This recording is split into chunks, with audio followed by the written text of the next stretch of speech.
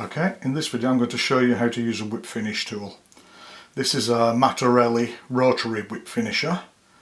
You can get whip finishes in all shapes, sizes and configurations. Many of them are totally unnecessary. I'll show you how to use this one.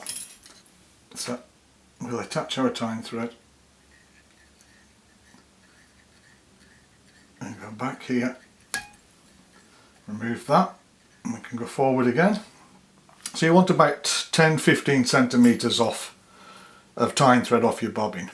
So you take hold of your whip finisher and you place the hook around the thread like that.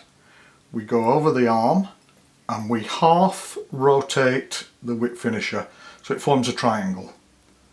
Then we can go 1, 2, 3, remove the arm, pull on your bobbin and slide the hook out.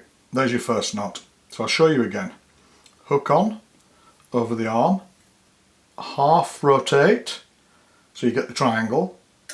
1, 2, 3, slide out the arm, pull on your bobbin, remove the hook. I'll do it slowly. Hook over the arm, oops, over the arm, half rotate, 1, 2, 3, remove the arm, pull on your bobbin, remove the hook. 1, 2, 3, 4, 5, 6 and 7. There you go. Thanks. And as an alternative to using a whip finish tool, you can use your fingers to do a half hitch.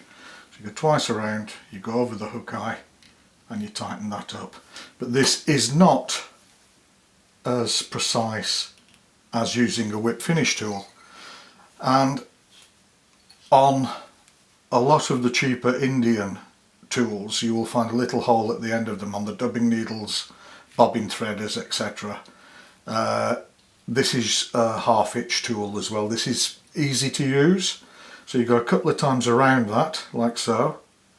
You bring it into the hook eye and then you pull it over and tighten up. But again, this is not as precise as using a whip finisher. So learn to use a whip finisher, practice with it, and the heads of your flies will be much neater. Thanks for watching.